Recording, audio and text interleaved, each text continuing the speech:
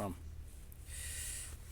So now it's in the car, and you can see now it's showing 5 volts. It's negative because this side is actually negative and the other side is positive, but you can see how it's 5.3 volts on that pack, and the 2 packs between them are measuring 12, which means the other one is going to be, 7-ish.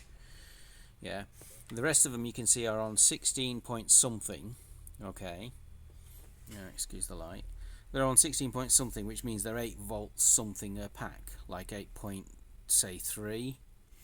Okay, and that one's on 12.1, where one of the packs is registering 5.3 volts, so the other one's registering 7 point something, which likely means it needs charging, to be honest, but I think it's more likely that it's just fucked. So I'm going to try and charge it and we'll see. Okay, so sorry.